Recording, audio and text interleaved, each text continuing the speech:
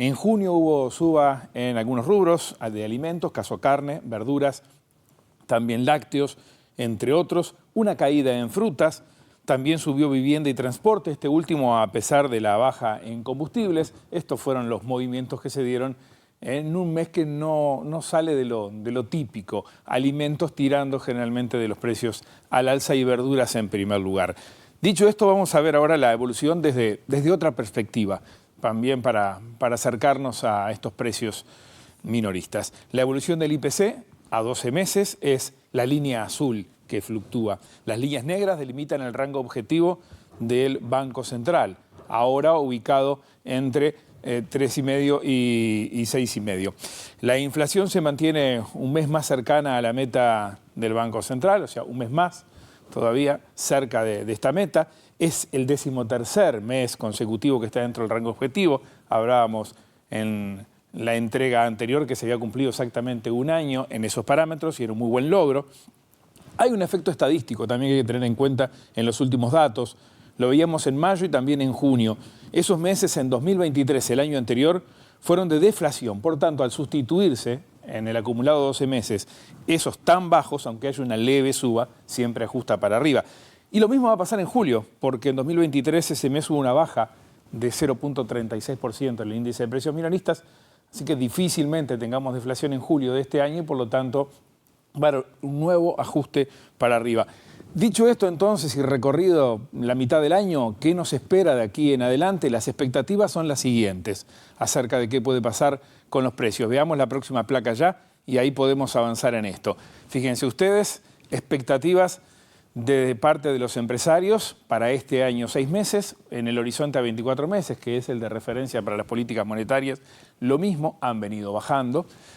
Ya en la medición anterior todavía estaban en 7% para 24 meses. Los analistas también han ido ajustando a la baja, 5,5, 6%. El mercado financiero igual. Y allí vemos también lo oficial.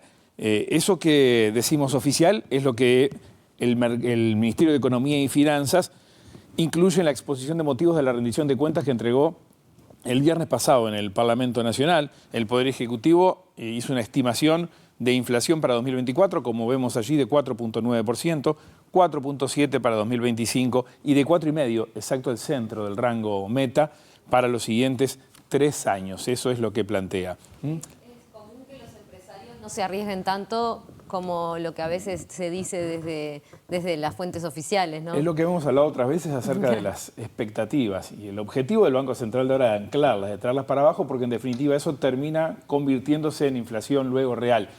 Los empresarios, que nada menos son los que fijan precios en la economía, generalmente asumen la posibilidad de una inflación mayor y toman sus decisiones en base a esas expectativas, a la hora de fijar salarios, de asumir costos y de fijar precios, por ejemplo, también, ¿verdad? Bien. Por lo tanto, ese es uno de los puntos que más preocupa y el más duro. Si uno mira todas las expectativas de cada uno de estos agentes, la que ha ido por arriba siempre es la de los empresarios, sin dudas.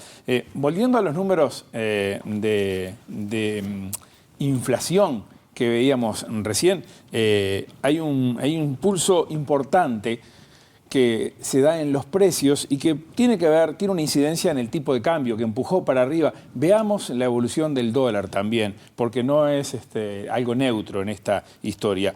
Ya hubo una suba del dólar en mayo, en el mes.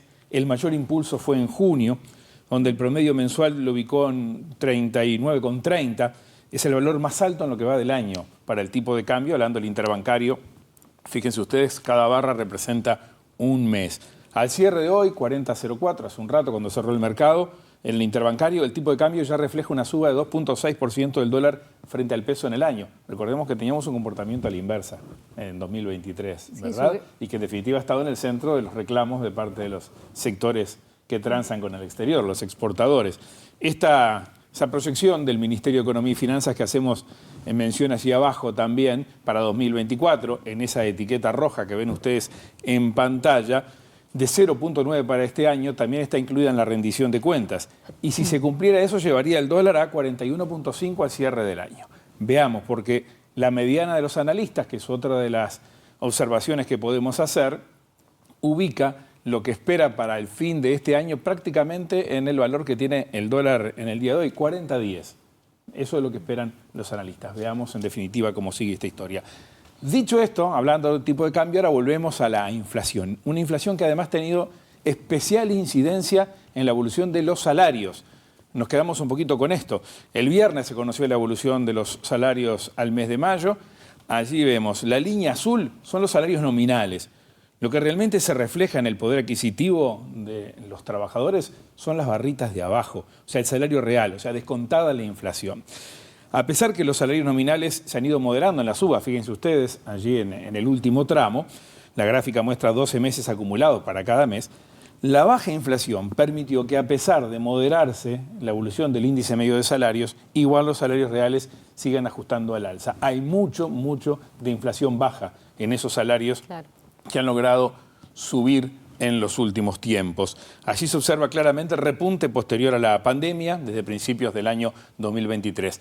Las barras que están pintadas en rojo y evolucionan hacia abajo son datos negativos y fíjense ustedes cómo coinciden exactamente con el principal periodo de la pandemia. Para terminar, estos salarios en los niveles que vimos, que son buenos de recuperación de niveles salariales en este último periodo, han estado acompañados también por un mercado de trabajo con datos favorables y hacemos la última entrega en cuanto a lo visual allí con esta placa, ¿verdad? Ayer se conoció la información del mercado de trabajo.